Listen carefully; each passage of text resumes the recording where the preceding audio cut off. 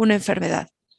Tenemos las vacunas, bueno, pues que son completamente inactivadas, que pueden ser, se inactivan utilizando calor o químicos y bueno, pues la función básicamente es la misma, ser inoculadas y despertar esta respuesta inmunitaria de la manera más adecuada. Y por otro lado tenemos las subunidades o los conjugados de la vacuna, ¿sí? Dentro de estos hay algunos autores que consideran, bueno, pues también a los toxoides, pero bueno, sabemos que, por ejemplo, en el caso de la vacuna de neumococo, que ya lo hemos referido previamente, sabemos que, bueno, pues se utilizan algunos polisacáridos o carbohidratos de un patógeno y sabemos que estos son suficientes para evocar una respuesta inmunitaria. Obviamente recuerden que cuando el inmunógeno es una proteína, esto nos va a montar una respuesta a mucho mayor plazo, ¿no? Si es un carbohidrato, es un lípido, sí sabemos que la respuesta pues tiende a ser menor. Entonces, dentro de estas vacunas, pues tenemos diferentes opciones. Aquí, por ejemplo, se les menciona la de la influenza, se les menciona la vacuna de pertussis, y los toxoides, por ejemplo, también a veces son considerados dentro de esto. Ejemplos de vacunas vivas atenuadas, pues tenemos diferentes. Tenemos polio, sarampión, rubiola, fiebre amarilla, etcétera. Y sabemos que sí tienen una efectividad como muy, muy importante. Tenemos, por ejemplo, que pueden llegar a ser 80% efectivas y sabemos que, bueno, por ejemplo, de las que utilizamos, de todas estas que les mencioné actualmente, pues bueno, la polio la utilizan todavía aquí en el esquema nacional de vacunación, es la Sabin, las famosas gotitas que se le ponen a los niños pequeños.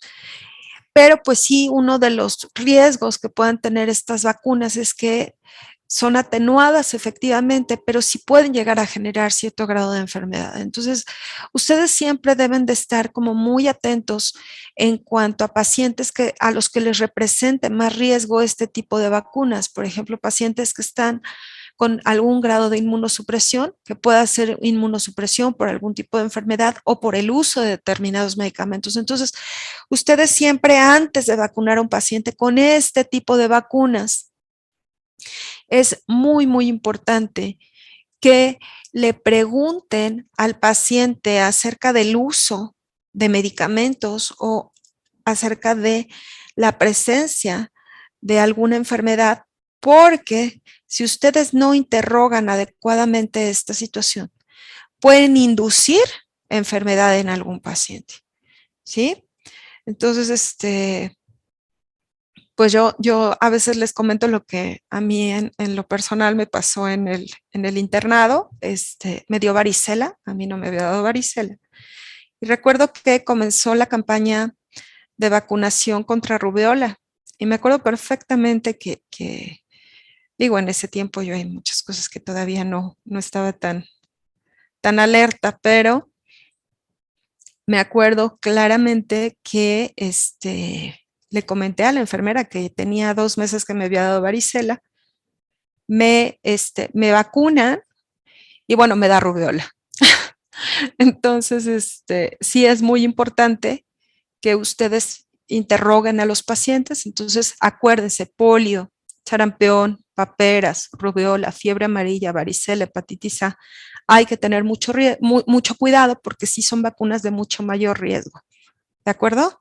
Estas para que las tengan como muy, muy claras. Entonces, bueno, el efecto de la vacunación, ¿hasta aquí vamos? ¿Alguna duda? ¿No? Obvio. Perfecto. Ok, cualquier duda me interrumpen, ¿eh? En el momento que sea y lo aclaramos.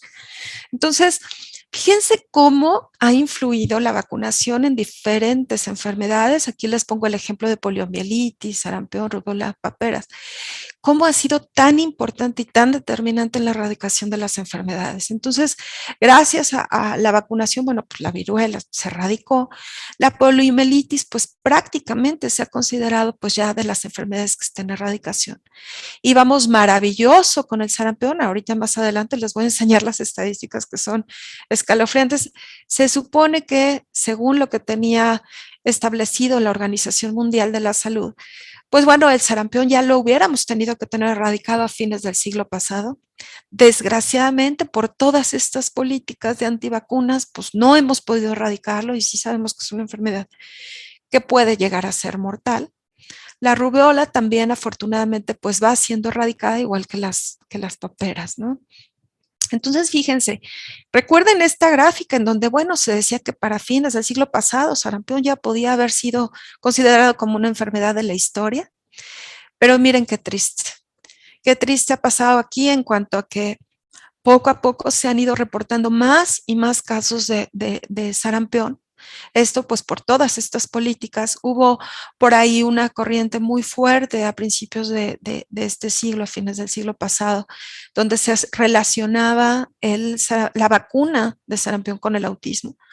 Posteriormente pues se demostró claramente que esto no tiene ninguna relación. Esto es bien importante que ustedes se lo especifiquen a los papás. Y es importante que sí haya una adecuada vacuna. Fíjense cómo, por ejemplo, de enero a noviembre del 2017 hubo 3.706 casos nuevos de sarampión y cómo al siguiente año, de enero a noviembre del 2018, bueno, esto se disparó de 3.000 a 17.298 casos. Hubo un incremento de un 367%. Y pues bueno, en un año y comparado por el efecto de la no vacunación, ¿no? Entonces, fíjense, países tan avanzados que nosotros consideraríamos como Alemania, por ejemplo, fíjense cómo poco a poco había ya un decremento importante y poco a poco ha ido habiendo un incremento, tristemente, en los casos de sarampión. Y bueno, pues México no se queda atrás, ¿no? Ya ven que luego nos gusta seguir modas. De hecho, hace 2 años hubo por ahí, cuando empezaba la pandemia también hubo un incremento importante en casos de sarampión. Entonces sí sabemos que pues nosotros también estamos en riesgo, sobre todo considerando que pues bueno, ya ahora sí que somos ciudadanos de todo el mundo, ¿no? Actualmente la gente permanecía más en sus sitios de origen, actualmente sabemos que pues el intercambio, la globalización, también en este aspecto nos beneficia, pero también nos afecta en cuanto a estas políticas de no vacunación, ¿no?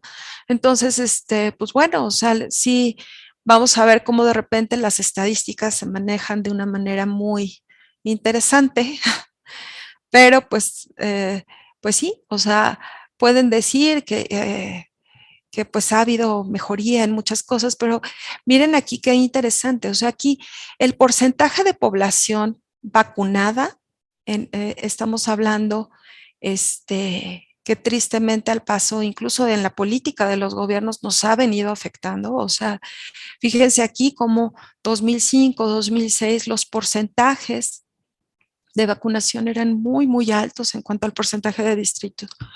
Y fíjense cómo políticamente, al estar afectados, pues esto también va a afectar a nivel global, ¿no? Entonces, cómo hemos disminuido nuestra cobertura en vacunación. Y los resultados de los errores que se hayan cometido, de los que se están cometiendo actualmente, no los vamos a ver ahorita, ¿sí? Los vamos a ver al paso de los años, porque pues obviamente la población pues va a terminar siendo afectada. Entonces, aquí vemos algunos otros ejemplos de vacunas de microorganismos muertos. De polio, como les comentaba previamente, tenemos dos variantes, la Sabin, que son las gotitas, que es una vacuna atenuada, pero tenemos también otra opción, que es la vacuna Salk, que es un virus muerto y que sí lo podemos utilizar en pacientes con inmunosupresión. Acuérdense que es la inyectada y y bueno, ya hay países que definitivamente prefieren este tipo de vacunas. ¿Qué ventaja o desventaja tiene una sobre otra? Bueno, pues la polio de virus inactivado, la Salk que les comentaba que es inyectada, pues bueno, esa vacuna es difícil que me genere como tal una enfermedad, Pero pues sí, también estudios un poquito más recientes en Estados Unidos sí refieren que la tomada, que es virus atenuado, pues sí montó una mejor respuesta, obviamente, ¿no? Por mecanismos de lógica, pues sí me va a montar una mayor respuesta. Entonces, dentro de las vacunas de virus muertos que comentábamos previamente, bueno, pues aparte de la SARS, tenemos la vacuna de la rabia, la vacuna de influenza, la vacuna de hepatitis A, de influenza también tenemos de virus atenuados, y tenemos, bueno, pertusis, tifoidea, cólera, etcétera. Y tenemos, por otro lado, los toxoides, como el toxoide tetánico, el toxoide de Corynebacterium diphtheria. Ahí tenemos, bueno, pues de cólera, clostridium, etcétera, ¿no? Entonces, ya aquí, pues ya tenemos muchas más opciones para poder vacunar a los pacientes. Dentro de las vacunas que se consideran de subunidades, pues tenemos la vacuna del virus de la hepatitis B o contra ciertas bacterias, ¿no? Contra el meningococo, por ejemplo, neumococo, Haemophilus influenza. Entonces, es bien importante considerar que en el caso de estas vacunas de subunidades, pues de repente no son tan visibles para el sistema inmune. Entonces, estas vacunas es muy importante que se conjuguen con antígenos de polisacáridos purificados, que estos antígenos de polisacáridos que yo les comentaba previamente que no son tan inmunógenos, se conjuguen con proteínas portadoras, ¿de acuerdo? Que pueden ser algunas opciones, toxoide tetánico o el de la difteria. Y por otro lado, pues bueno, tenemos algunas vacunas con anticuerpos, antibiotipo. Lo que comentábamos cuando vimos inmunidad humoral, bueno, pues es que se pueden diseñar algunos anticuerpos dirigidos contra algunos antígenos de una manera artificial. Entonces aquí podemos diseñar anticuerpos ya específicamente dirigidos contra ciertas porciones del antígeno, contra sus epítopos. ¿De acuerdo? A ver. Muy bien. Entonces, como adyuvantes que les comentaba que a veces son importantes en cierto tipo de vacunas ¿cómo? Para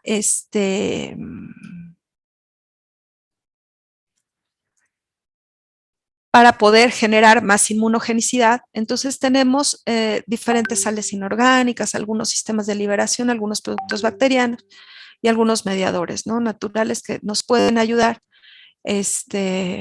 para volver más inmunógena esa vacuna. ¿De acuerdo? Entonces, también tenemos, bueno, algunos antígenos que pueden ser liberados de una manera como más lenta, con una exposición más prolongada a los linfocitos, que es lo que llamamos efecto Dipop. Y pues es muy importante porque esto también nos va a favorecer pues toda una respuesta inmunológica, ¿no? Entonces, lo que comentaba previamente al respecto de los efectos de una vacuna viva versus una vacuna con un virus inactivado, pues bueno, aquí vemos, por ejemplo, que la vacuna, o sea, si nosotros vacunamos a un paciente aquí en el día cero, pues bueno, obviamente nosotros vamos a montar una respuesta pues mucho más adecuada cuando la vacuna está administrada, pues cuando es atenuada y cuando se administra por la vía por la que habitualmente genera la infección, que es el caso que comentábamos de la vacuna de polio. ¿De acuerdo? Entonces, aquí lo que comentaban de algunos problemas de seguridad con las vacunas atenuadas, pues bueno, puede haber cierto grado de reversión hacia el fenotipo salvaje, ¿no? Que esto sí hubo ya hace pues ya varias décadas algunos problemas de este tipo y se relacionaba a los subtipos de polio 2 y 3 que de repente, bueno, pues sí pueden llegar a generar enfermedad severa en pacientes inmunocomprometidos o pueden llegar a generar infección persistente o hipersensibilidad a algunos antígenos, ¿no? Y bueno, en el caso de la vacuna de microorganismos muertos, pues bueno, ocasionalmente pueden venir contaminadas con alguna situación. Entonces aquí vemos las diferentes vacunas de uso general que nosotros tenemos una cartilla de vacunación. La realidad es que México tiene una cartilla de vacunación bastante buena comparada con la de otros países. Si ustedes comparan cartillas de vacunación de México, de España, de Estados Unidos o de algún país de África, etcétera, sí van a ver que hay diferencias importantes y muchas veces esto, pues bueno, esto tiene que ser determinado por el tipo de agentes a los que se expone uno. Aquí, por ejemplo, algo que se comentaba, ¿no? En algún curso que tomé de reanimación avanzada pediátrica hace escasos que 2 años, que más o menos lo tenemos que estar tomando con esa periodicidad, este, comentaban médicos terapistas del sureste de México que, pues sí, o sea, ahorita sí se está aceptando mucho que haya migración y todo, pero bueno, pues junto con eso, pues viene más exposición, ¿no? Entonces, sobre todo porque el problema no es la migración, el problema es la falta de control epidemiológico que conlleva esto, ¿no? O sea, las cosas siempre se tienen que hacer de una manera ordenada, porque si no, pues se genera una desorganización en el sector salud al respecto. Ahorita ellos comentaban que pues sí llegaban a tener más casos de enfermedades que previamente no había aquí en el país. Y pues sí, es importante pues dar seguridad a ambas partes, ¿no? Entonces, ustedes van a ver que seguramente ahorita la cartilla que tenemos pues tendrá que modificarse dependiendo pues de la incidencia de otras enfermedades, pero sí van a notar algunas diferencias. Realmente entre la cartilla mexicana y la cartilla de Estados Unidos no hay grandes diferencias. Sobre todo es en cuanto a algunas cantidad de dosis, por ejemplo, de neumococo, o bueno, pues en Estados Unidos sí se está aplicando, por ejemplo, la vacuna de papiloma a hombres, mujeres, etcétera. O sea, sí hay algunos otros añadidos a la vacuna americana, pero a la cartilla norteamericana, pero sí tenemos un buen esquema de vacunación. Y bueno, pues hay vacunas, como les comentaba, que pues están un poquito más restringidas a ciertos grupos. Por ejemplo, en el caso de nosotros, como personal médico, hepatitis B, nosotros tenemos que estar teniendo refuerzos.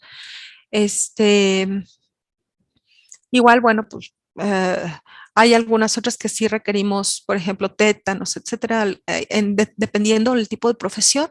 Sí hay algunos pacientes que pues requieren esto, ¿no?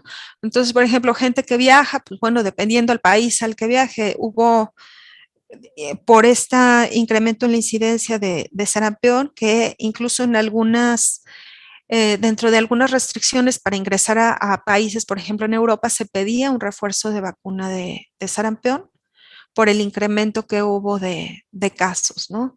Entonces, sí vemos que pues es importante sí estar al pendiente de las modificaciones que va teniendo esto a lo largo del tiempo. Previamente se utilizaba mucho, en principio, bueno, pues la inmunización pasiva con el recurso de anticuerpos, bueno, se cultivaba este microorganismo en organismos no humanos. El problema, pues, es que sí tendía a darnos muchas más reacciones, y reacciones, pues, mucho más severas, ¿no? Entonces, actualmente, pues, ya lo que se trata es de que si se tiene que realizar esta inmunización pasiva, pues, sea a través de anticuerpos humanizados o lo más cercano a nuestro fenotipo, ¿sí? Entonces, vamos a ver que incluso hay inmunoterapia que pues no específica. Si se fijan actualmente, pues bueno, ya se están utilizando incluso antagonistas contra ciertas citocinas que las hemos venido platicando a lo largo del curso. Antagonistas, por ejemplo, de factor de necrosis tumoral, de interleucina 1, interleucina 6, ahorita que vimos viendo durante la pandemia. Y bueno, pues afortunadamente ya tenemos la posibilidad para poder hacer esta inmunización pasiva y administrar directamente los anticuerpos a la persona que los requiera, pues bueno, se pueden se pueden hacer artificialmente anticuerpos que llamamos anticuerpos monoclonales. ¿Cómo se hacen estos anticuerpos monoclonales? Bueno, pues mediante la fusión de células plasmáticas que están diseñadas para determinado antígeno, se fusionan con células tumorales y de esta manera se hace lo que llamamos un hibridoma. Y este hibridoma pues se va a dedicar a producir indiscriminadamente una gran cantidad de anticuerpos que van a estar específicamente diseñados contra determinado antígeno. ¿De acuerdo? ¿Sí les quedó claro esto? Bueno, entonces tenemos diferentes variantes de anticuerpos monoclonales. Cuando hablamos de anticuerpos monoclonales murinos, esto es importante porque acuérdense que mientras menos se parezca al humano, pues bueno, más riesgo tiene de generar alguna reacción. Y sabemos que adversa, ¿no? Me estoy refiriendo. Entonces, dentro de los anticuerpos monoclonales, pues bueno, el murino es 100% proteína animal, el quimérico 33%, el humanizado 10% de proteína animal. Y el humano, pues sería como el perfecto porque no tiene proteína animal, ¿no? O sea, tiene 100% de proteína humana y pues bueno, tiene menos riesgo de hacernos reacciones como más severas. Entonces, hay diferentes formas requerimientos de aplicación de estos anticuerpos monoclonales. Tenemos como forma de un diagnóstico, incluso se puede utilizar para localizar, aquí pueden ver tumores metastásicos, etcétera. En el caso de las kits de embarazo que platicábamos en la clase, hace como 2 clases, o bien con fines terapéuticos, ¿no? Entonces, que el cáncer, pues es uno de ellos. Al paso del tiempo se han ido diseñando múltiples anticuerpos monoclonales que ya tienen como un uso clínico muy específico. Varios de ellos se han utilizado en principio para una enfermedad y poco a poco se han ido utilizando para más y más enfermedades. Entonces, sabemos que, bueno, pues aquí incluso hay algunos autores que definen, ¿no? Los anticuerpos anticáncer como balas mágicas, ¿no? Entonces, pues sí, afortunadamente ya cada vez tenemos más y más recursos para determinados anticuerpos. Por ejemplo, aquí, si ustedes observan el rituximab, ¿no? El rituximab fue diseñado como un anti-CD20. Si se acuerdan, cuando platicábamos de las células plasmáticas, pues que expresan CD19, CD20, igual que los linfocitos. ¿Ve? Pero bueno, pues la ventaja que tenemos es que si bloqueamos esta molécula, el anti-CD20, pues podemos bloquear la multiplicación de un linfoma no Hodgkin, ¿no? Por ejemplo. Entonces aquí vemos diferentes anticuerpos para diferentes tipos de enfermedades. Por ejemplo, tenemos aquí el omalizumab, ¿no? El Soler, que bueno, ahorita ya hay otras marcas, que es igual el mismo omalizumab y que se utiliza como terapia antiinmunoglobulina para asma, ¿no? Entonces sabemos que pues todo esto va a ir incrementándose en cuanto a usos. Sí, actualmente sabemos que son tratamientos muy, muy caros.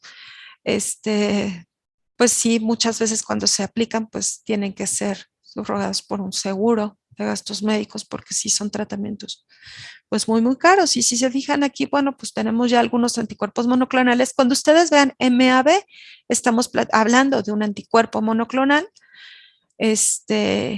Y bueno, pues algunos van a estar dirigidos incluso contra algunas citocinas muy específicas, ¿no? Por ejemplo, contra interleucina 5, ¿no? Que recordemos que es una citocina que nos va a estimular mucho la multiplicación de los eosinófilos. Y bueno, tenemos igual para otras citocinas, ¿no? Interleucina 4, interleucina 3, etcétera, y algunas combinaciones incluso de anticuerpos. ¿De acuerdo? Entonces, aquí incluso hay el top 10 de los anticuerpos que más se utilizan actualmente, el adalimumab, el Humira, ¿no? Que en principio se utilizaba para artritis reumatoide y es lo que les comento. En principio se pueden diseñar para un tipo de enfermedad y poco a poco van a ir adquiriendo mayor y mayor cantidad de usos. También actualmente se utiliza, por ejemplo, para artritis psoriásica, para espondilitis anquilosante, etcétera. Lo que se trata con todos estos anticuerpos es reducir en la medida de lo posible la inflamación, ¿no? Y bueno, pues el COVID no se queda atrás. tenemos diferentes anticuerpos que se utilizan, por ejemplo, para interleucina, contra el receptor de interleucina 6, como el tocilizumab, ¿no? Y algunos pues seguramente irán surgiendo. Entonces, regresando a lo que es las vacunas, por ejemplo, platicando de lo que es el COVID-19, que pues es algo que seguramente ustedes, sus familiares les preguntan de repente, pues bueno, sí es importante que la gente se vacune. Normalmente cuando nosotros estamos vacunados o somos infectados por cualquier virus atenuado, pues bueno, lo que se busca es producir anticuerpos, ¿no? Estos anticuerpos idealmente deben de ser producidos contra una proteína pues característica de ese virus o de esa bacteria, en este caso contra la proteína Spike. Sí, más o menos van uniendo lo que ya estudiamos con lo que ahorita traten de ir relacionando. La medicina es muy lógica. Bueno, entonces vamos a seguir. Entonces, acuérdense que, bueno, pues cuando estamos expuestos a algún antígeno, pues bueno, la respuesta habitual es producir anticuerpos contra ese antígeno. En este caso, bueno, hablando de COVID-19 específicamente, estamos produciendo anticuerpos contra la proteína Spike, que es una de las proteínas que están en la superficie del virus. Y bueno, pues lo que se pretende con la producción previa, la inducción de la producción previa de estos anticuerpos, pues es bloquear, ¿no? Bloquear esta proteína que es una de las vías de entrada del virus hacia la célula, ¿no? Entonces, lo que hace es como un bloqueo, como un blindaje aquí de la proteína para impedir una neutralización, para impedir que este virus pues pueda convencer a la célula de invadirla, ¿no? Esto sobre todo lo vemos aquí, bueno, cuando de cómo se une la proteína Spike al receptor de enzima de la enzima convertidora de angiotensina 2. Entonces aquí vemos principalmente cómo se busca hacer este bloqueo, ¿no? Y bueno, pues actualmente con las vacunas de RNA mensajero, pues sabemos que ahorita han sido de las vacunas pues más efectivas, al menos de las más estudiadas, ¿sí? De repente pues los pacientes nos preguntan, pues bueno, ¿y qué va a pasar con tal o cual vacuna? Pues bueno, realmente hay muchas cosas que todavía no sabemos al respecto de las vacunas, pero en lo que lleva ahorita de la pandemia, pues sí sabemos que el vacunarse protege, ¿no? El vacunarse protege de hospitalización, protege de muerte, y pues es súper importante. Aquí vemos, por ejemplo, el caso de la vacuna mRNA mensajero. Se hace una nanopartícula lipídica que contiene este material genético del virus. Entonces, una vez que entra esta nanopartícula a través de la vacunación, bueno, pues lo que vamos a hacer al ser una nanopartícula lipídica, bueno, va a poder ingresar fácilmente a través de la membrana celular, va a transferir su RNA mensajero hacia los ribosomas, recordemos, y de esta manera, pues bueno, se va a generar como una síntesis artificial nada más de esta proteína del virus, ¿no? O sea, realmente no estamos produciendo una infección.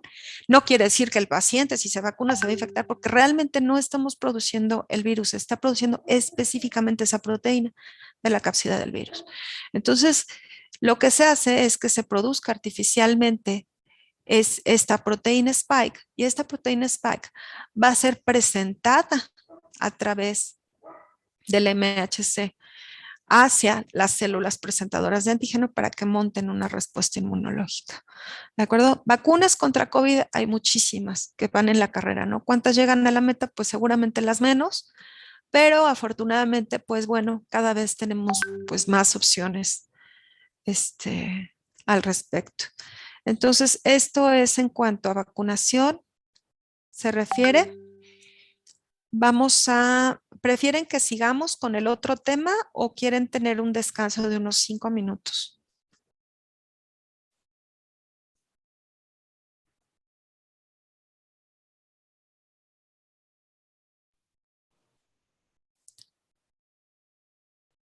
No sé qué opinen los demás. Yo diría que ya mejor de largo y mejor terminamos un poco antes, doctora.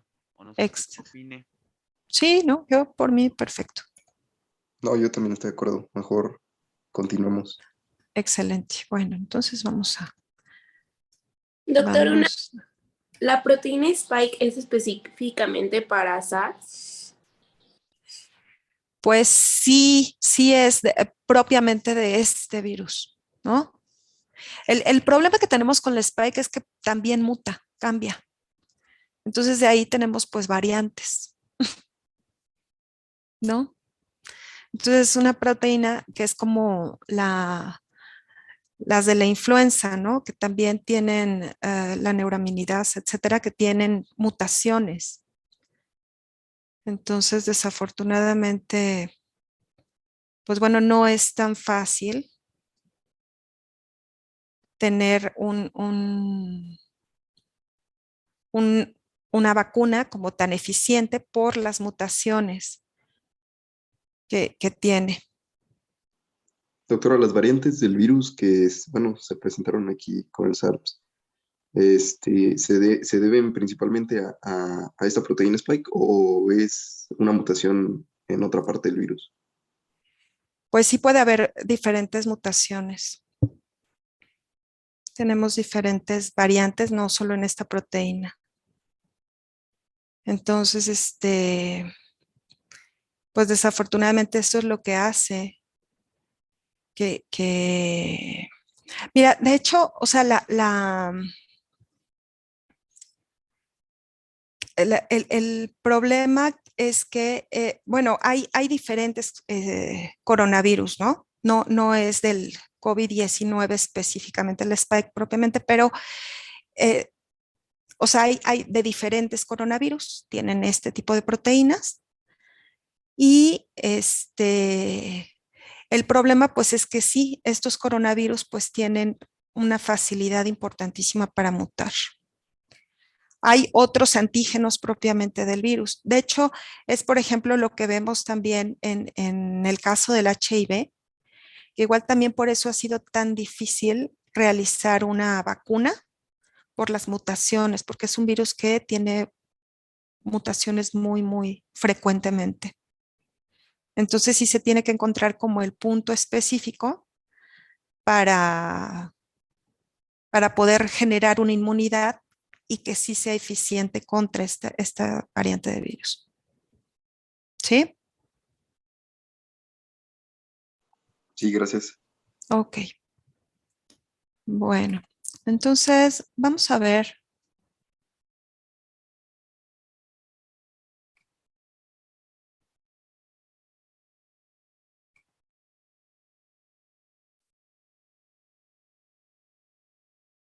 Vamos a ver entonces lo que son las reacciones de hipersensibilidad. Entonces acuérdense que el sistema inmune va a estar, la principal función del sistema inmune pues va a ser defender, ¿no? Contra infecciones. Sin embargo, ocasionalmente, si la respuesta eh, no es tan adecuada, pues bueno, esto puede generar una inflamación descontrolada y nos puede generar una respuesta inapropiada dirigida contra los propios tejidos del huésped y bueno, pues nos puede generar autoinmunidad, ¿no? O un daño importante, inflamatorio muy, muy importante. Entonces, vamos a ver aquí, por ejemplo, lo que ya se había referido anteriormente, que, bueno, el sistema inmune tiene que estar propiamente en un equilibrio. Sin embargo, cuando se rompe este equilibrio y el sistema inmune reacciona inadecuadamente contra determinadas antígenos contra los que no debería de reaccionar, pues tenemos este problema que llamamos hipersensibilidad, ¿no? La hipersensibilidad puede ser dirigida contra antígenos propios o antígenos no propios y o bien si el sistema inmune pues no funciona adecuadamente, puede ser generarnos, si funciona de una menor, con una menor eficiencia, pues inmunodeficiencia, o bien si reacciona contra antígenos propios, pues bueno, nos puede generar autoinmunidad, ¿no? Entonces, bueno, vamos a ver, es importante catalogar a las enfermedades por hipersensibilidad. Estas pueden ser clasificadas de acuerdo al tipo de respuesta inmune y de acuerdo al mecanismo efector responsable de la lesión tisular y celular.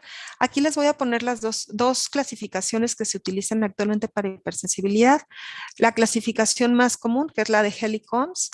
Entonces aquí tenemos las diferentes variantes. Bueno, aquí hay algunas mnemotecnias, por ejemplo, que es la tipo 1, que es la que nos va a dar fácilmente enfermedades alérgicas. La tipo 2, que es la que está relacionada con citotoxicidad. La tipo 3, que es la que se relaciona a la presencia de complejos inmunes. Y la tipo 4, que es la de tipo tardío, ¿no? Entonces, esta es la clásica gráfica que van a encontrar en los libros con respecto a las variantes de hipersensibilidad. Entonces, recuérdense, la hipersensibilidad inmediata tipo 1 va a ser mediada por IgE, la tipo 2 es la citotóxica mediada por anticuerpos, la tipo 3 mediada por complejos inmunes y la tipo 4 por células T. Entonces, aquí vemos que en la hipersensibilidad tipo 1 específicamente el anticuerpo característico que se va a generar pues es la inmunoglobulina E y el desencadenante pues son antígenos que se van a conocer como alérgenos o alergenos dependiendo. Ambas están bien dichas, ¿no? Entonces, aquí vemos casos clásicos de hipersensibilidad tipo 1, que es el angioedema, la urticaria, o bien en una reacción sistémica, lo que conocemos como anafilaxia. Entonces,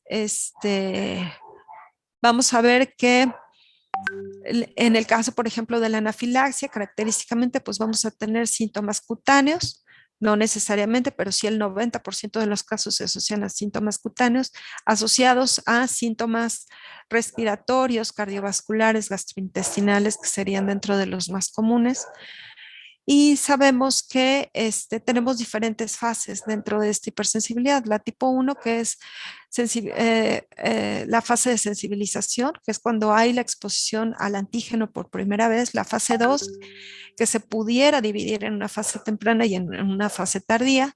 Y es, bueno, pues cuando ya comienza la liberación de mediadores. Si se fijan aquí en las reacciones de alergia, pues en la fase temprana, la célula característica es el mastocito. En las reacciones tardías, pues es el eosinófilo. Entonces, ¿qué es lo que va a ocurrir cuando nosotros tenemos una hipersensibilidad tipo 1? Bueno, pues el alergeno, que normalmente es una proteína externa, que es anormalmente sensibilizada como dañina,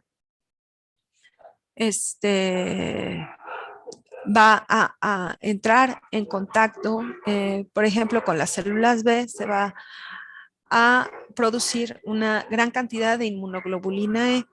Entonces, acuérdense que la célula B puede ser también presentadora de antígeno, ¿de acuerdo? Entonces, ¿qué es lo que ocurre? Bueno, pues una vez que la célula B pueda detectar el alergeno por el cual fue diseñada, lo va a presentar al linfocito T helper.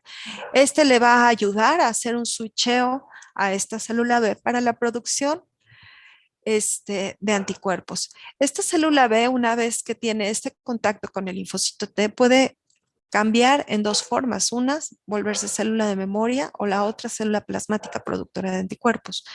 Esta inmunoglobulina E pues va a tener contacto con los receptores para FC del mastocito y esto le va a favorecer la degranulación.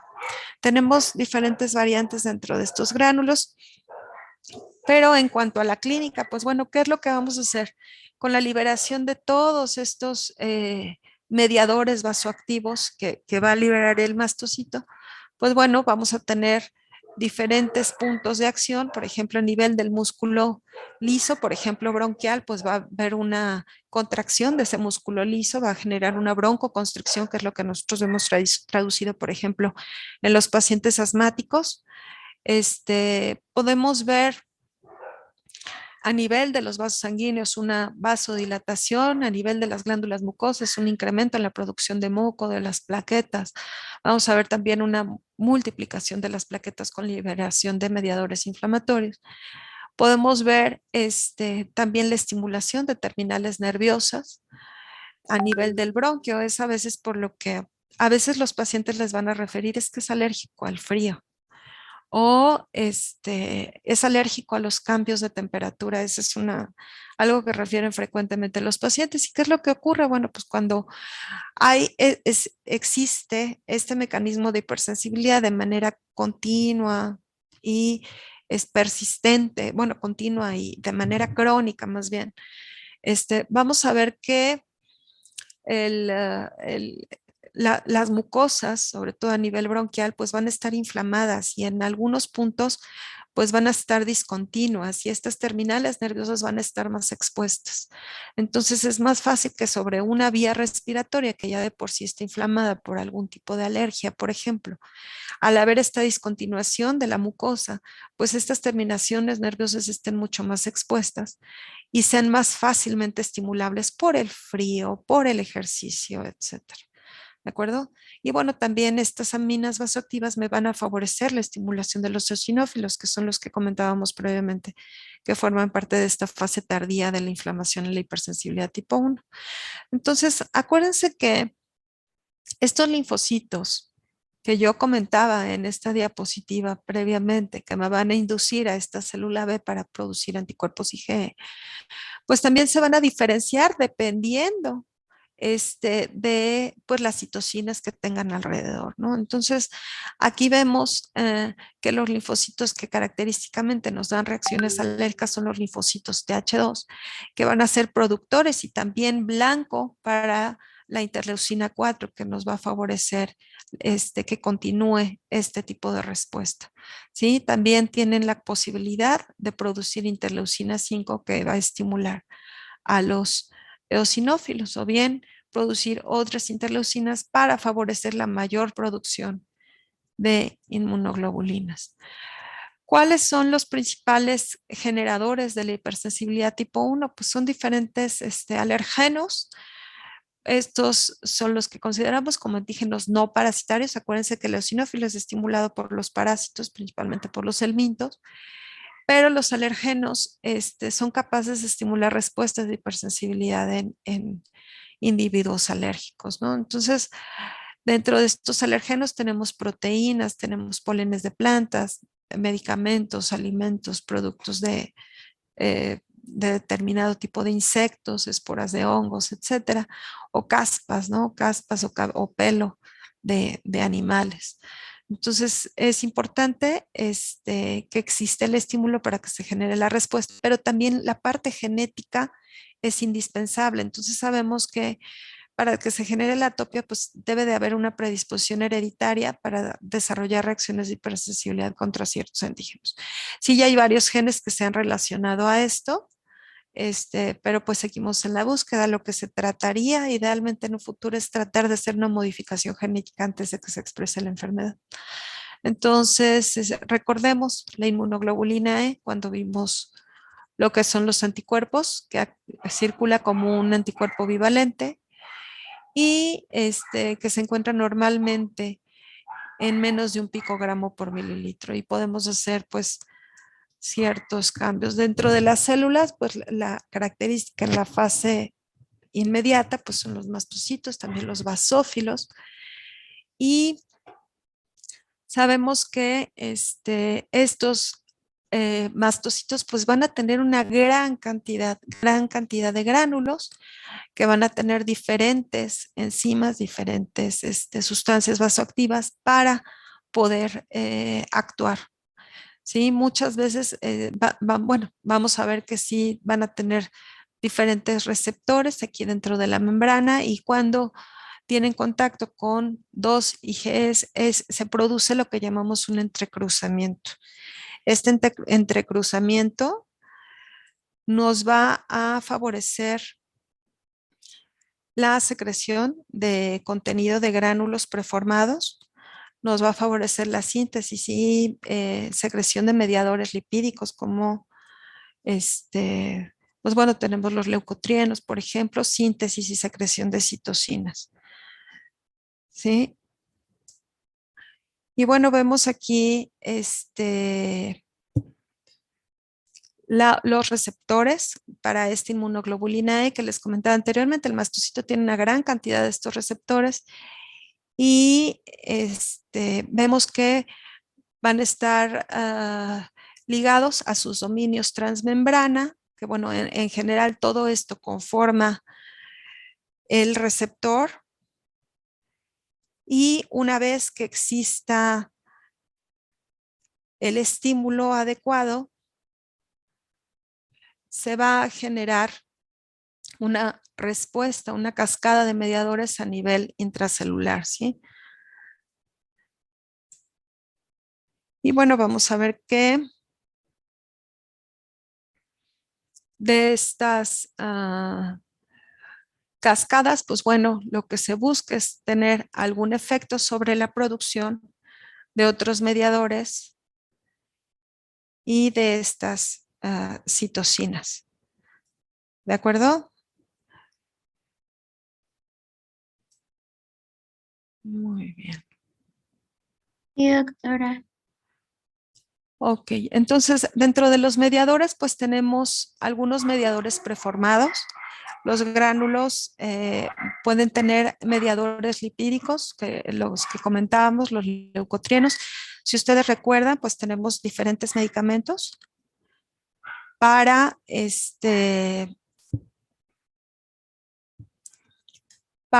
bloquear a estos leucotrienos, los que llamamos antileucotrienos, y tenemos, bueno, algunas otras citocinas de neoformación que se van a producir tras la activación de la célula, ¿no?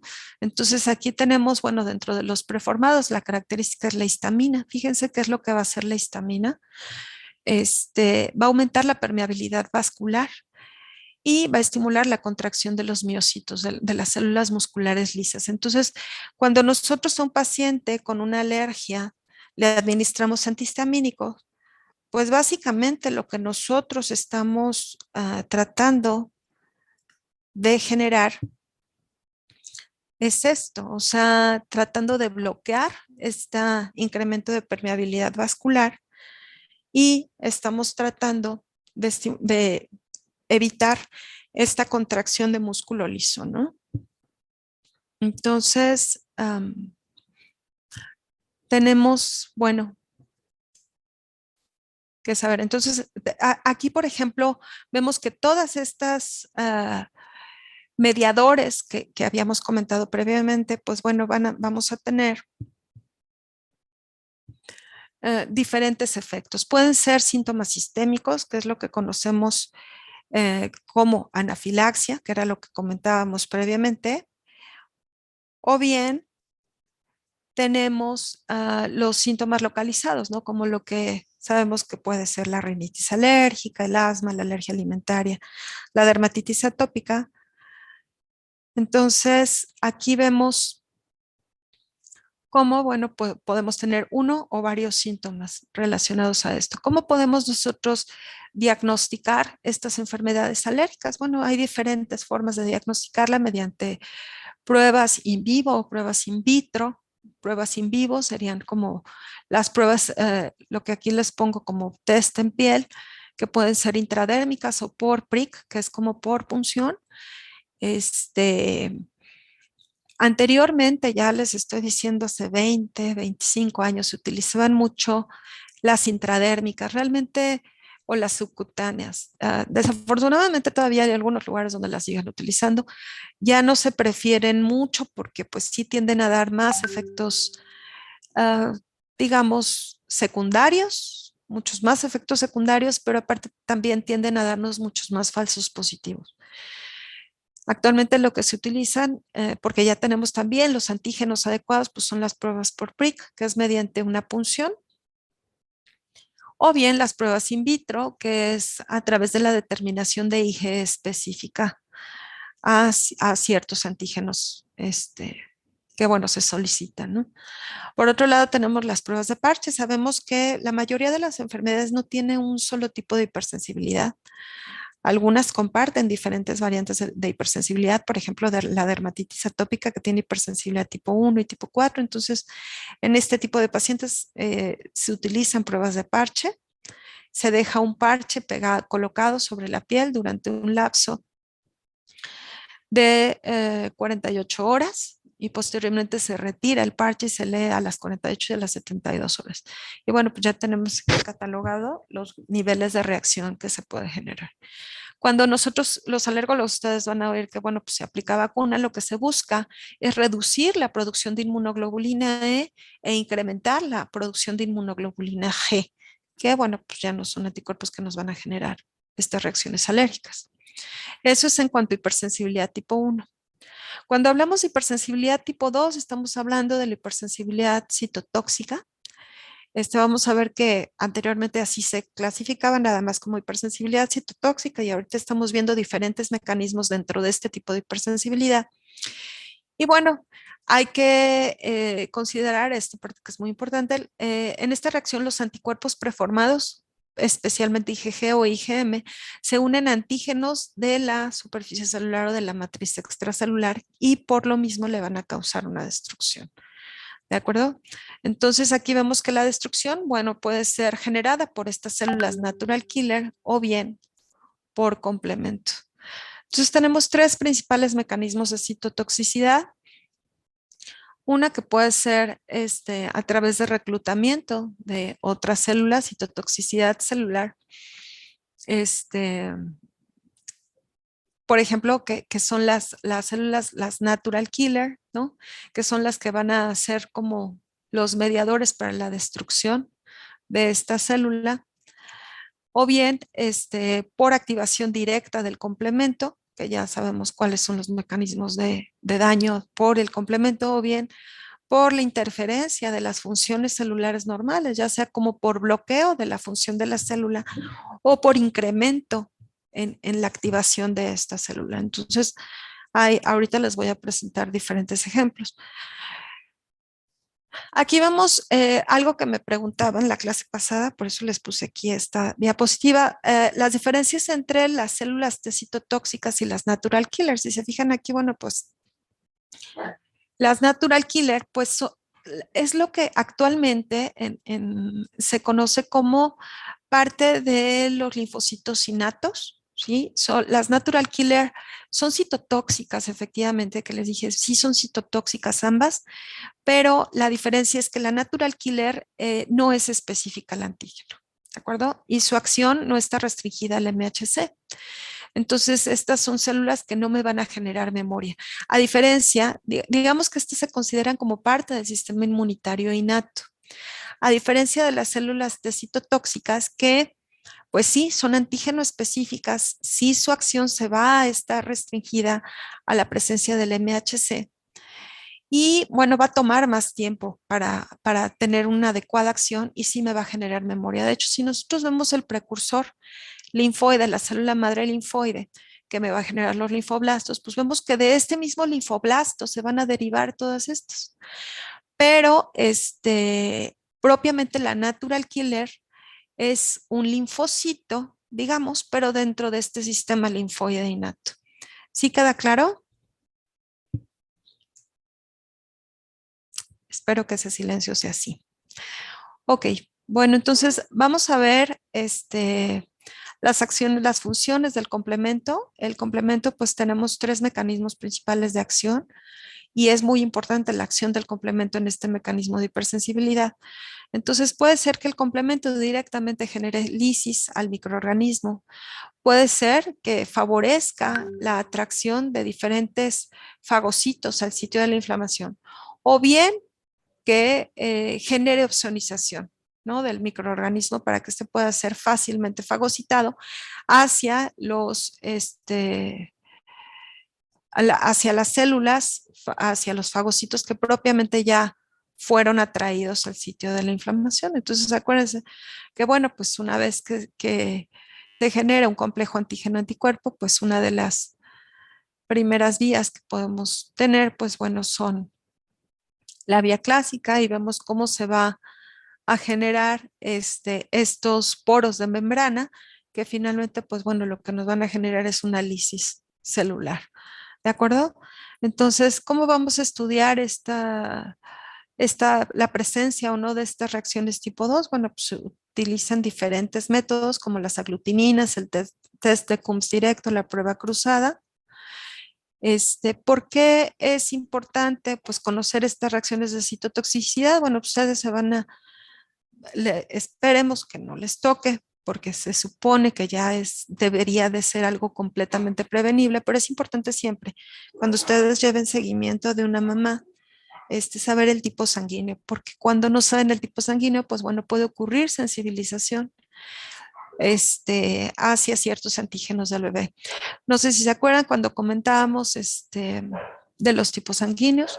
Y bueno, pues tenemos también dentro de estas variantes de fenotipos sanguíneos, podríamos decir, los RH positivo, RH negativo. Y bueno, cuando la mamá es RH negativo, pues va a generar anticuerpos contra el fenotipo RH positivo. Entonces, propiamente, si es el primer embarazo, puede ser que al no estar sensibilizada la mamá, este bebé sobreviva.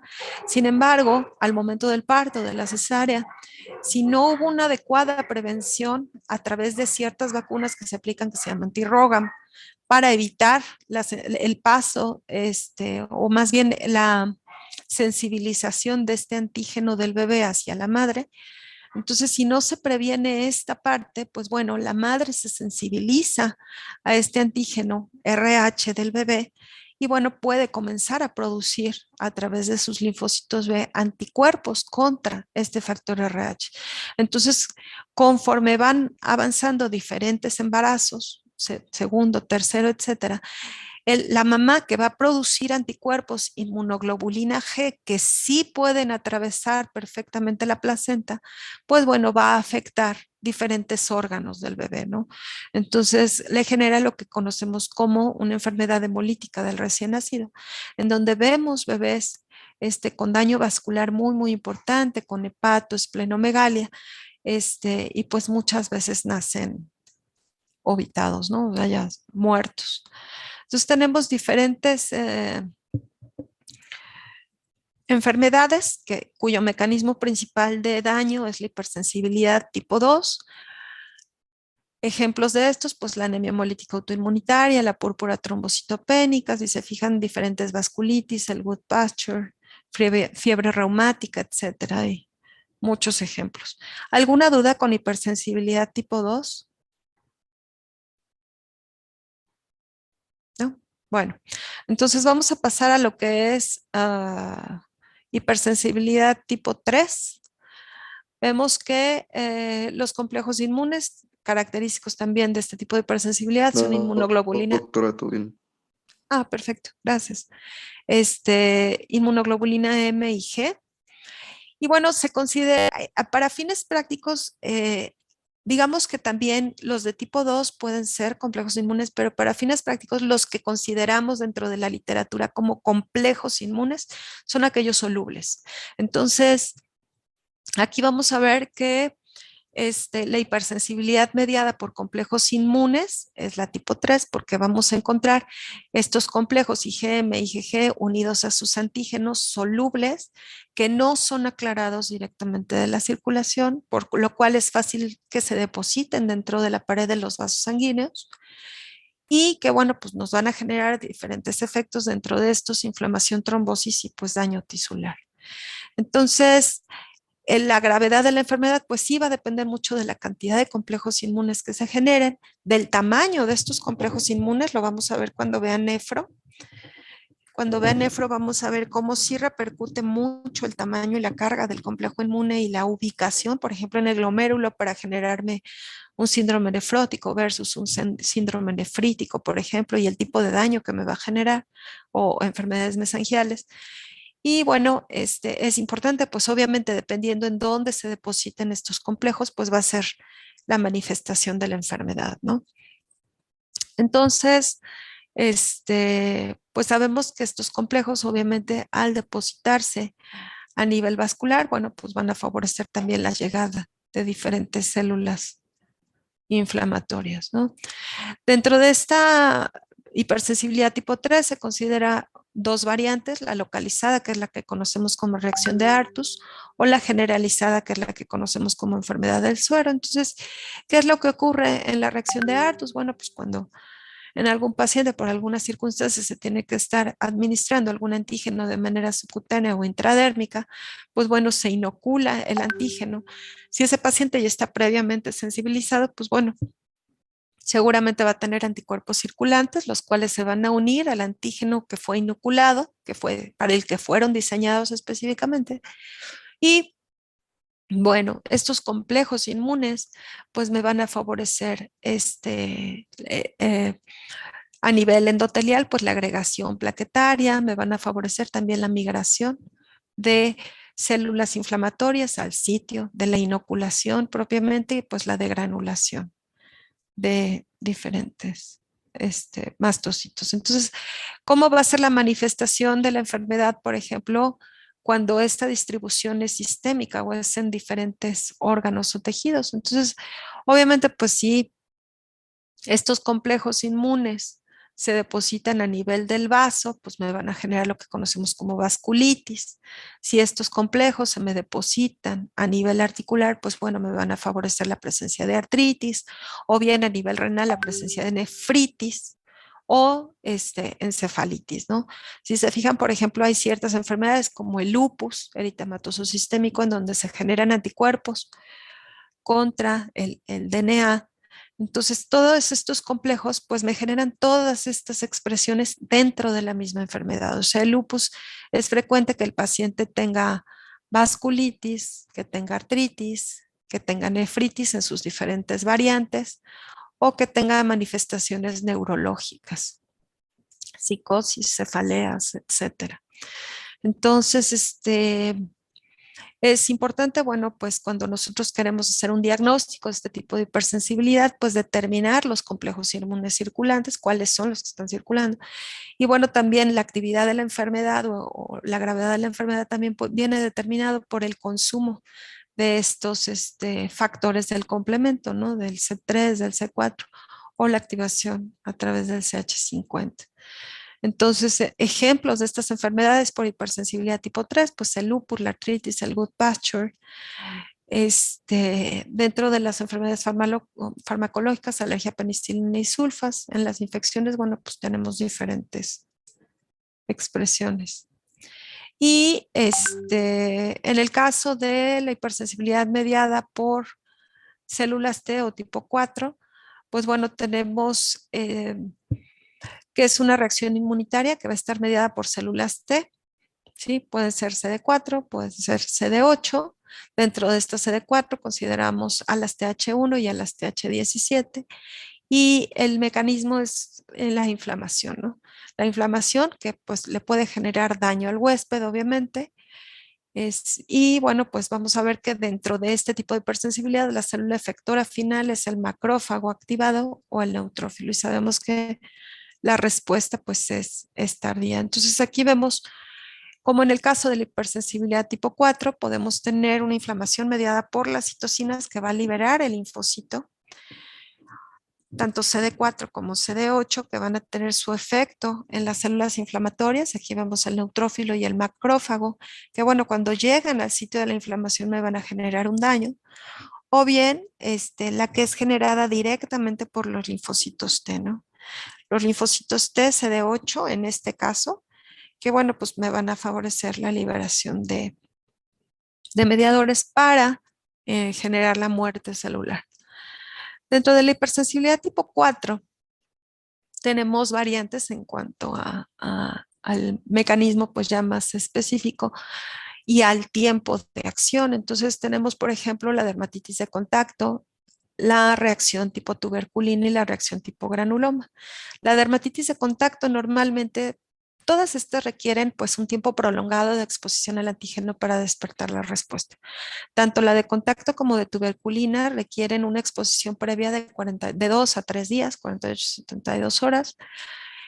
Y bueno, la manifestación clínica pues va a ser en el caso de la dermatitis de contacto el eczema. Si nosotros tomáramos una biopsia a ese paciente, como en este caso que tiene una dermatitis de contacto, por ejemplo, por el látex, pues bueno, veríamos una gran cantidad de infiltración de linfocitos, macrófagos y edema del epidermis. Y bueno, pues el antígeno puede ser diferente, pueden ser, por ejemplo, el níquel, el látex, etcétera, el en el caso de la hiedra.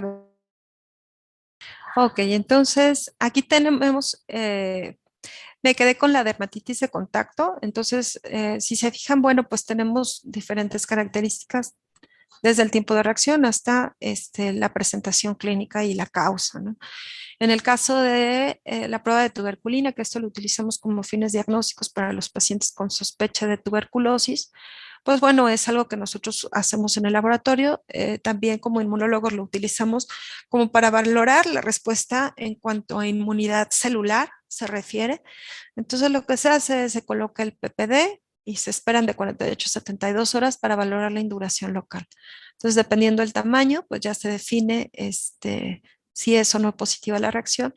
Aquí, pues si se fijan, igual vamos a encontrar, si se tomase una biopsia de esa reacción de la prueba de tuberculina, que la vemos aquí, tendríamos también un infiltrado de linfocitos, monocitos y macrófagos. Y bueno, pues el antígeno que se aplica pues es la tuberculina o el PPD. Y tenemos una variante pues de este tipo de reacción que es mucho más grave, mucho más severa, que es la variante tipo granuloma, que esta sí tarda más o menos de 21 a 28 días. Igual, ustedes, por ejemplo, también van a ver que cuando se aplica la vacuna de tuberculosis, no el PPD, sino la vacuna de tuberculosis, la BCG, se induce este tipo de reacción y normalmente vamos a ver ahí un granuloma, como un granuloma en el brazo, en el sitio de aplicación de la vacuna. Y bueno, aquí la diferencia del granuloma, pues es que sí vamos a encontrar células epitelioides, fibrosis importante. ¿De acuerdo? Y bueno, tenemos diferentes, igual hay quien describe las diferentes fases de la hipersensibilidad tipo 4 y tenemos igual pues una fase de sensibilización, tenemos una fase efectora, hay quien la llama fase aferente o de sensibilización o fase eferente de manifestación. Entonces igual pues vamos a ver la diferencia de las células que se presentan. Igualmente, los diferentes citocinas que vamos a encontrar en el sitio, ¿no? Si se fijan aquí en la fase de sensibilización tenemos principalmente los linfocitos TH1, pero ya en la fase efectora, pues los macrófagos son como los protagonistas de esta fase, ya de manifestación propiamente de la enfermedad. Entonces, poco a poco, si se fijan, pues al no poder erradicar adecuadamente al antígeno, pues muchas veces estos macrófagos que no se pudieron activar adecuadamente o no pudieron eliminar adecuadamente al antígeno, pues se comienzan a fusionar y forman lo que llamamos como células gigantes multinucleadas, ¿no? También hay ciertas citocinas que favorecen esta fusión, como el factor de necrosis tumoral. Entonces, ¿cómo lo vamos a ver en los pacientes? Bueno, pues un paciente con enfermedad granulomatosa crónica o con sarcoidosis o este tipo de cosas, pues bueno, vamos a ver los granulomas, ¿no? Aquí, por ejemplo, estamos viendo una tomografía de tórax en donde vemos a nivel pulmonar cómo se van formando poco a poco estos granulomas, que no son más que un conglomerado de todas estas células epitelioides, pues en el mismo sitio. Entonces, igual, pues el conocimiento de este tipo de hipersensibilidad nos permite también hacer diagnóstico. Por ejemplo, aquí, pues una de las dermatitis de contacto más frecuentes, pues son el níquel.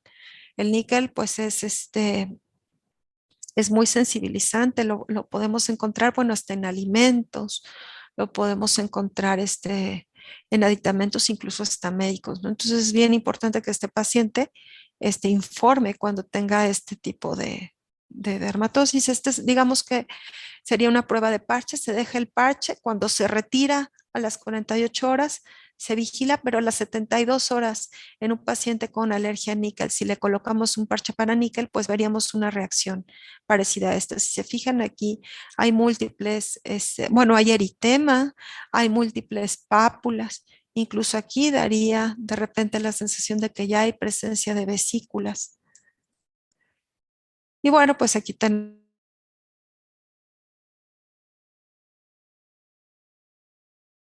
diferentes enfermedades que nos pueden generar un tipo de hipersensibilidad tipo tipo 4, ¿no? Entonces aquí, bueno, es un cuadro que me compara pues las diferentes características de hipersensibilidad tipo 2, en donde el antígeno pues va a estar propiamente pegado al tejido. Y hay algunas hormonas que nos pueden generar diferentes tipos de hipersensibilidades, por ejemplo, la insulina, ¿no? La insulina aquí nos puede generar hipersensibilidad tipo 1. Aquí vemos, por ejemplo, el mastocito. Vemos la inmunoglobulina E, lo cual nos habla de hipersensibilidad tipo 1. Vemos aquí la hipersensibilidad tipo 3 y la hipersensibilidad tipo 4. Y bueno, aquí vemos cómo, por ejemplo, hay otras clasificaciones, nada más como repaso para que en algunos libros las puedan ver. Hay algunos que no se apegan como tal a la clasificación de Hellicombs, sino que las clasifican como enfermedades causadas por anticuerpos o enfermedades causadas por células. Entonces, cuando hablamos de enfermedades causadas por anticuerpos, pues bueno, pueden ser estos antígenos en células particulares o en tejidos extracelulares, o bien por complejos antígeno-anticuerpos solubles, ¿no? Entonces, si se fijan, bueno, pues por anticuerpos antitisulares sería el equivalente a lo que sería una citotoxicidad una hipersensibilidad por citotoxicidad o una tipo 2. O bien, en el caso de los inmunocomplejos, bueno, pues es todas las lesiones que nos generan por el depósito de estos complejos a nivel vascular, ¿no? Que es lo que conocemos como vasculitis. Entonces, si se fijan, bueno, aquí tenemos en el caso de la hipersensibilidad tipo 2, pues los mecanismos de daño, que puede ser a través de fagocitosis, a través directamente del complemento o a través de un bloqueo o una sobreestimulación. Por ejemplo, aquí en el caso de la hipersensibilidad tipo 2, tenemos en el caso, por ejemplo, de la enfermedad de Graves, en donde el anticuerpo va a ser como un estímulo constante para la célula para que esta célula me esté produciendo una gran cantidad de hormonas tiroideas. Entonces vamos a ver clínicamente la manifestación de un hipertiroidismo. Y o bien, aquí serían anticuerpos estimulantes o bien la presencia de anticuerpos bloqueantes, ¿no? Estos anticuerpos bloqueantes que me van a hacer un bloqueo a nivel del receptor de acetilcolina. Entonces, aun cuando la terminación nerviosa esté emitiendo cantidades de acetilcolina, pues esta no va a llegar a su receptor. Por consiguiente, pues este paciente se va a manifestar como una miastenia gravis, con un debilitamiento progresivo. Entonces, tenemos diferentes mecanismos de hipersensibilidad, diferentes ejemplos en lo que serían las enfermedades mediadas por anticuerpos, que es aquí como una mezcla de todo lo que les acabo de comentar. Acuérdense que la mayoría de las enfermedades comparten más de un mecanismo de hipersensibilidad. Y bueno, pues todas estas enfermedades también se comenzaron a detectar pues cuando se comenzaron a aplicar los antisueros, ¿no? Entonces los antisueros que venían del caballo, por ejemplo, y cómo generaban enfermedad del suero muy, muy importante con inflamación en piel, en articulaciones renales, etcétera. Entonces, digamos que, bueno, pues dentro de estos enfermedades, pues tenemos el depósito de estos complejos inmunes que, bueno, me van a generar propiamente la inflamación. Entonces, tenemos varios ejemplos de la enfermedad del suero. Por ejemplo, la glomerulonefritis postestreptocóxica, ¿no? En donde todos estos complejos inmunes que se generan se pueden depositar a nivel renal y pues bueno, me generan un daño que puede terminar en la muerte de ese riñón y terminar el paciente en hemodiálisis o en diálisis. Entonces, tenemos, bueno, dentro de estas enfermedades causadas por linfocitos T, pues ya las que ya mencionamos, ya sea la lesión tisular directamente por los linfocitos o bien por las citocinas que se producen. Dentro de estas enfermedades, pues ya más conocidas, mediadas por el linfocito T, pues tenemos la artritis reumatoide, la esclerosis múltiple, ¿no? Que va en incremento, la diabetes tipo 1, enfermedad inflamatoria intestinal y la miocarditis autoinmune. Entonces, este cuadrito está interesante porque me pone específicamente contra qué antígeno está desencadenándose este mecanismo de hipersensibilidad. Y bueno, pues cuál es propiamente el daño, ¿no? Propiamente, ¿qué es lo que ocurre en la esclerosis múltiple? Pues antígenos, el disparador son antígenos proteínos de la mielina. Y bueno, cuando entran en acción las citocinas, tanto de los linfocitos TH1 como TH17, me van a generar una destrucción de la mielina por los macrófagos activados. Ahora, esto pues nos sirve para conocer los mecanismos de las enfermedades, pero bueno, pues también para idear tratamientos para bloquear estos mecanismos contra las enfermedades, ¿no? Entonces, si se fijan aquí, ya podemos tener como pequeñas, como sondas, como fracciones de inmunoglobulinas que me pueden hacer bloqueos a nivel, por ejemplo, de la coestimulación, a nivel de la sinapsis entre la célula presentadora de antígeno y el linfocito T. Obviamente, si se desestabiliza esta sinapsis, pues no se lleva a cabo una adecuada activación del linfocito T, ¿no? Entonces no se va a montar una respuesta inmunitaria que para fines prácticos es la que me está generando la inflamación, considerada en una enfermedad. Entonces tenemos inmunoglobulinas contra receptores del factor de necrosis tumoral, contra interleucina 1, contra el receptor de interleucina 6, que era el que más como que se promocionaba ahorita con el COVID. Y bueno, tenemos incluso ya algunas antiintegrinas. ¿De acuerdo? No sé si tengan alguna duda.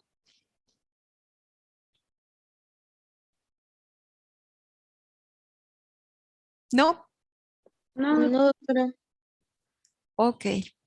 Bueno, pues esto sería todo el curso de inmunología. Nos vamos a ver posteriormente en lo que sería alergia. Espero que, bueno, pues nos toque juntos en ese periodo. ¿De acuerdo? Y pues muchas gracias. No, Gracias, gracias, doctora. gracias, doctora. Gracias. Muchísimas gracias por todo, doctora. Al contrario, que les vaya muy bien. Adiós. Igualmente, Gracias, excelente adiós. día.